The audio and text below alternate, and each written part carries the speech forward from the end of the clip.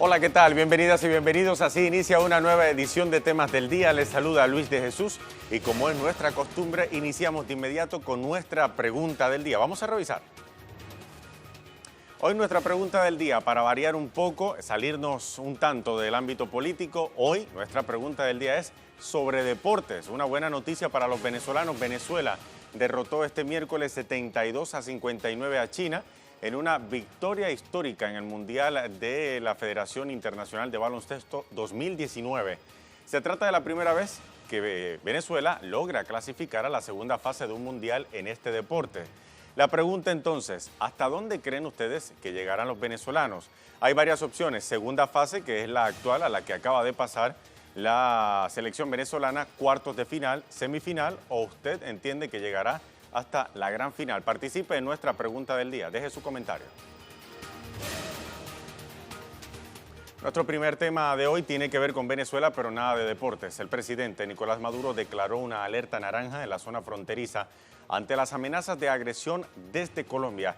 El mandatario ordenó además a la Fuerza Armada Nacional Bolivariana prepararse para ejercicios militares en la zona limítrofe el próximo 10 al 18 de septiembre para, en sus palabras, mantener la paz y la seguridad del país. Con esto iniciamos nuestro primer tema del día.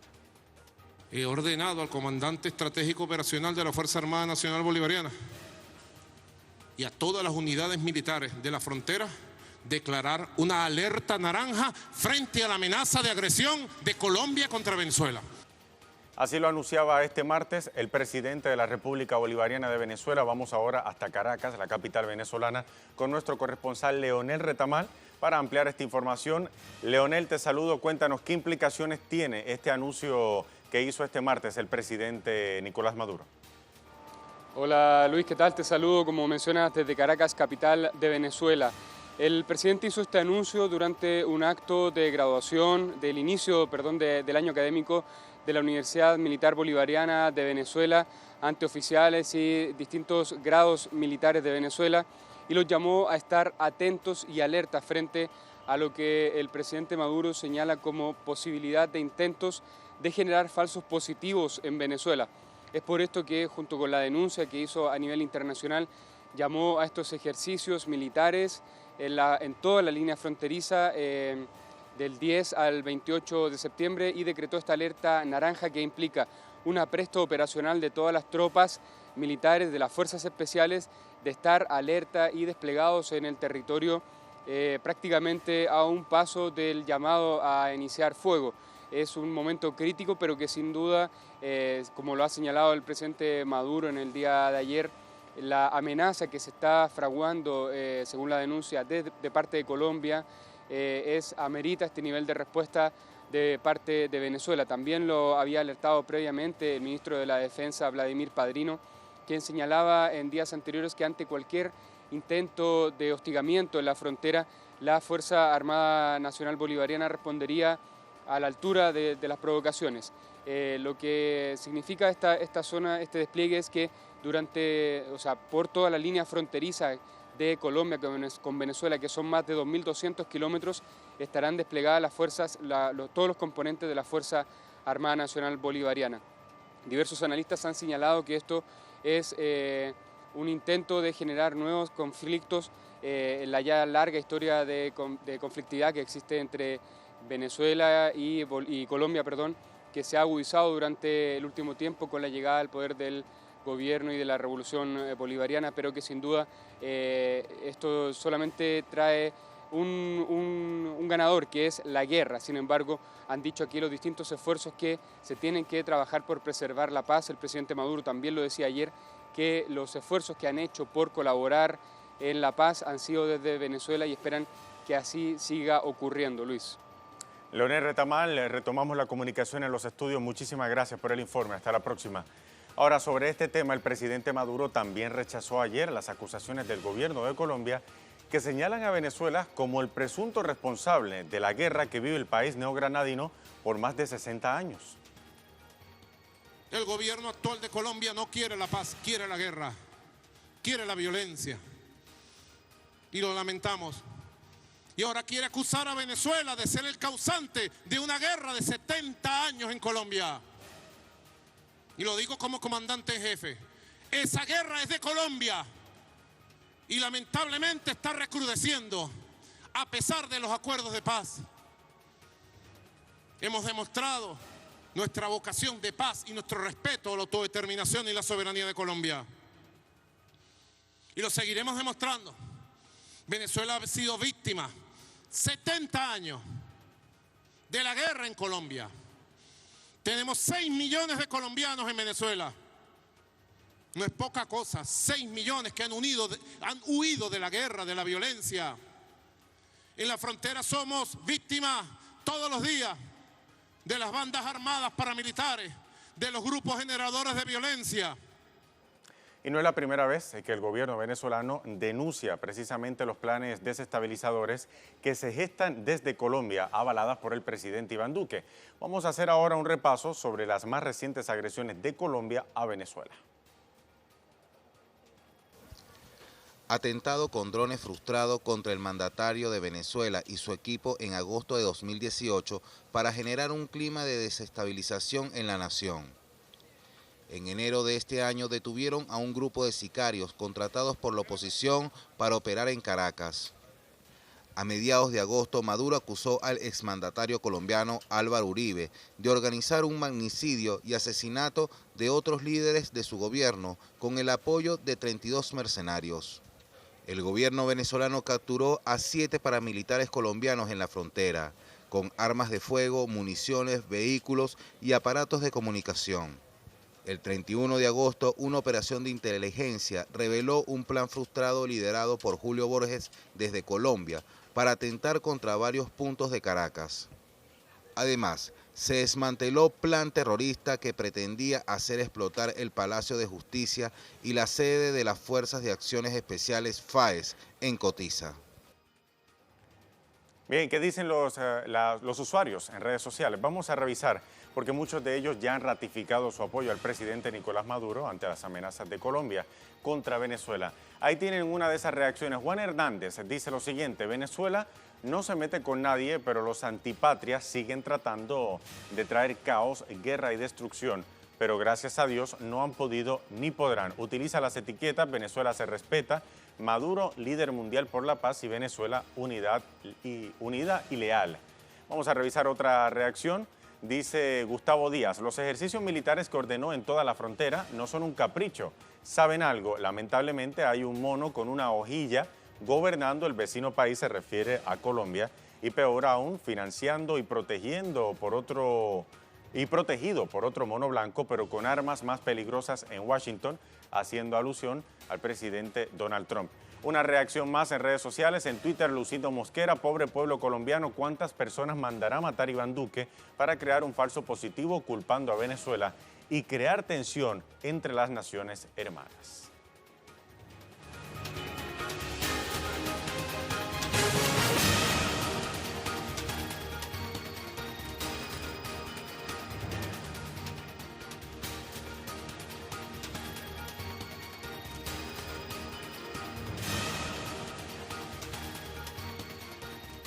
Bien, momento de repasar nuestra pregunta del día. Hoy nuestra pregunta es sobre deportes. Venezuela derrotó 72-59 a China en una victoria histórica en el Mundial FIBA 2019 que se lleva a cabo precisamente en el gigante asiático. Es la primera vez que Venezuela logra clasificar a la segunda fase de un mundial en este deporte. ¿Hasta dónde creen ustedes que lleguen los venezolanos? ¿Hasta aquí, hasta la segunda fase, cuartos de final, semifinal, o creen que llegarán hasta la gran final?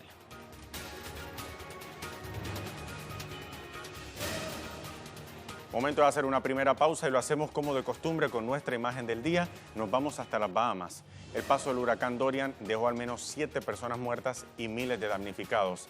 Se estima que Dorian golpeó a las Bahamas durante 30 horas consecutivas, dejando devastadores daños y destruyendo miles de viviendas. Estas son desoladoras imágenes y con ellas nos vamos a la pausa.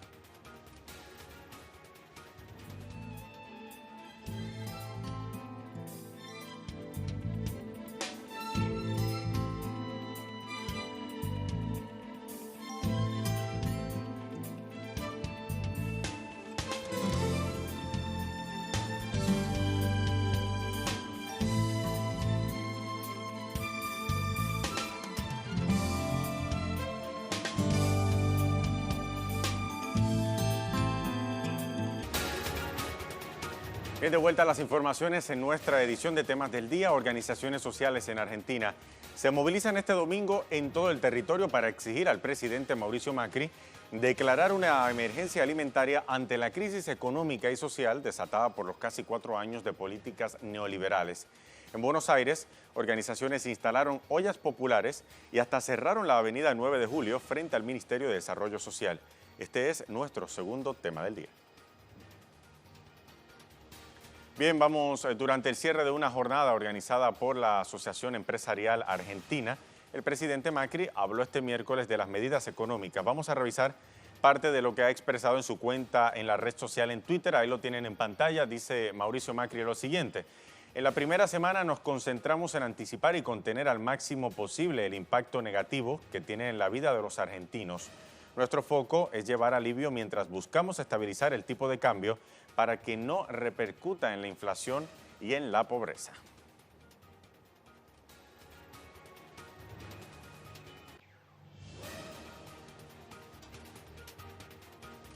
Habría que preguntarle a los argentinos si consideran que las medidas que está tomando el presidente Mauricio Macri están repercutiendo positivamente en sus vidas. Vamos ahora hasta Buenos Aires.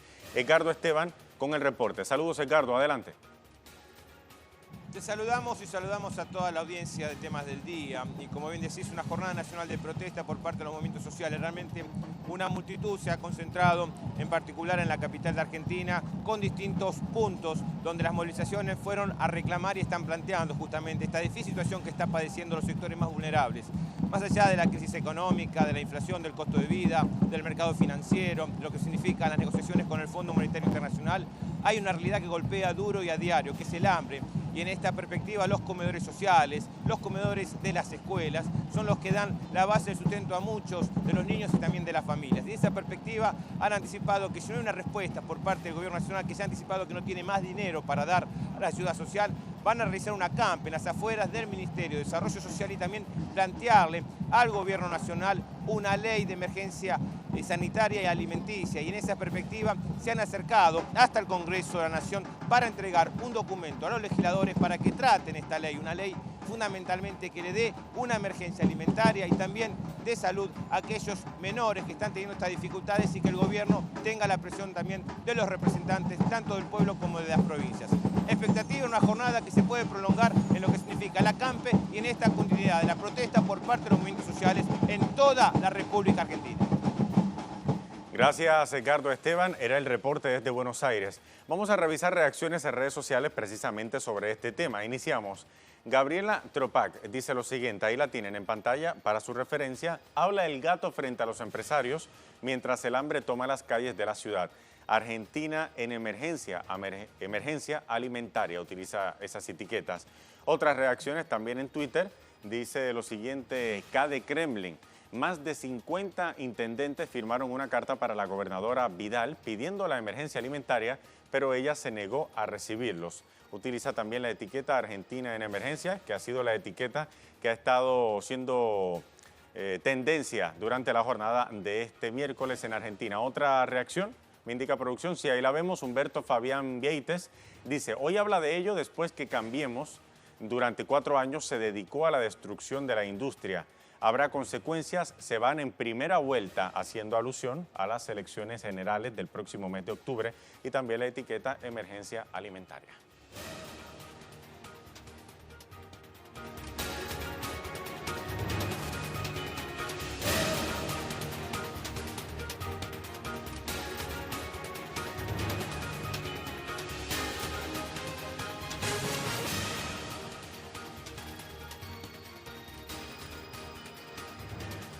Y para el tema en un tuit, le hablamos ahora de otros temas que también son noticia en la jornada del miércoles. Revisamos las cuentas de nuestros corresponsales, iniciamos en Ecuador. Desde Quito, Cristian Salas nos informa que mujeres Huaorani llegaron a Quito, exigen la protección de sus territorios y celebran sus victorias jurídicas en contra de las petroleras y mineras que pretenden trabajar en sus comunidades. Demandan el cumplimiento de las sentencias a su favor. Ahí ven ustedes las imágenes de las manifestaciones. Vamos ahora hasta Chile. Paola Dragnik, trabajadores sobrevivientes de la dictadura del Partido Comunista Unión Bicentenaria de los Pueblos, entre otras organizaciones, conmemoran los 49 años del triunfo de Salvador Allende como presidente de Chile y hacen un llamado a la movilización nacional para este próximo 5 de septiembre. Vamos ahora a información desde Centroamérica, un reporte en Twitter de nuestro corresponsal Fernando Francia. En Costa Rica, la Asamblea Legislativa aprobó el proyecto de ley antihuelgas en primer debate y los sindicatos anunciarán nuevas movilizaciones. Escuchemos. Es uno de los temas del día en Costa Rica porque anoche se aprobó en primer debate, falta algún trámite legislativo y también una consulta posible a la Sala Constitucional, el proyecto de ley que prohíbe las huelgas en Costa Rica. Les otorga una serie de definiciones que hace prácticamente ilegal la realización de huelgas, pero además, por ejemplo, le recorta, le quita el salario desde el primer día, ya sea declarada ilegal o legal, el salario a los trabajadores que vayan a huelga. En el caso de ser declarada legal, le devuelven retroactivo esos salarios no devengados por los trabajadores. Otro tipo de reglamentación se aplicaría a partir de la efectividad de esta ley. Los diputados pues han estado combatiendo las huelgas del sector público, especialmente porque después de la larga huelga del año pasado de más de 3 meses, pues se han realizado muchas otras en este último periodo y en estos precisos momentos se encuentran los educadores en huelga y harán otras movilizaciones para oponerse a este proyecto de ley. Era el reporte de Fernando Francia. En más informaciones en Twitter, vamos ahora a información desde Irán. Irán afirma que no dudará en dar el tercer paso en el proceso de reducción de sus compromisos en el pacto nuclear si los países europeos firmantes del pacto no cumplen sus obligaciones de preservar los intereses iraníes ante las sanciones de Estados Unidos. La información la publica en su cuenta Hicham Wanus, nuestro corresponsal en Damasco, Siria. Y también información de deporte, parte de lo que era nuestra pregunta del día. Enrique Quique Guevara, nuestro compañero de deportes, nos informa que Venezuela ha clasificado por primera vez en un mundial de baloncesto a la siguiente fase. La Vinotinto clasifica ganándole a la anfitriona del mundial, China 59, Venezuela 72, y precisamente lo llamativo de esta noticia es que es, como decíamos, la primera vez en la historia que Venezuela clasifica a la segunda fase de un mundial de baloncesto.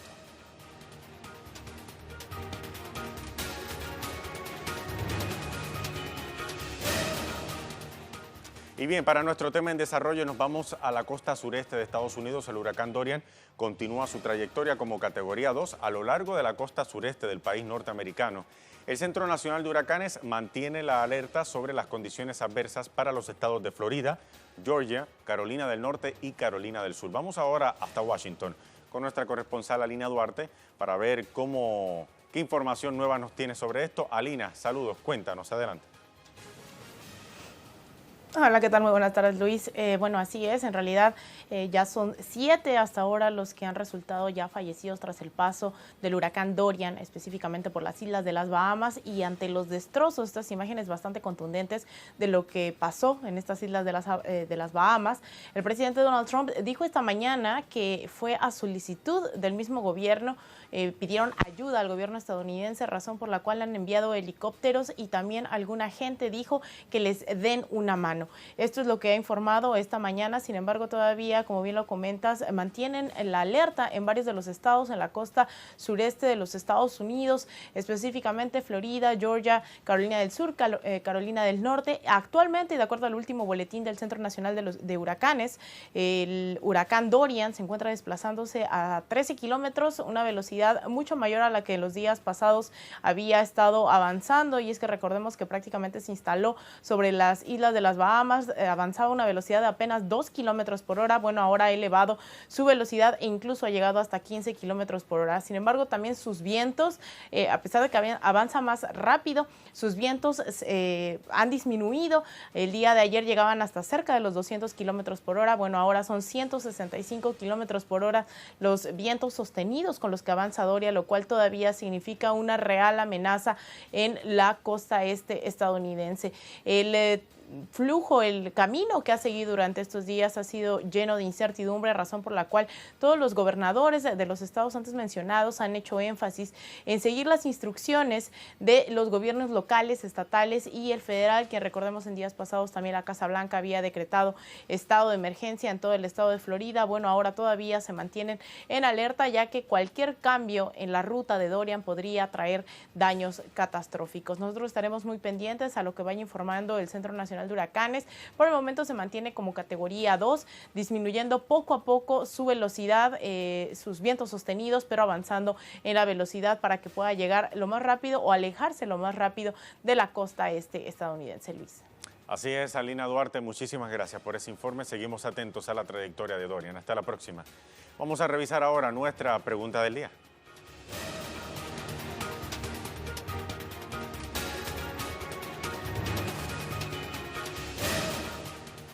Mira, al inicio del programa le preguntábamos lo siguiente. Nuestra pregunta de hoy era sobre deportes. Venezuela derrotó 72-59 a China en una victoria histórica en el Mundial FIBA 2019. Es la primera vez que Venezuela logra clasificar a la segunda fase de un Mundial en este deporte.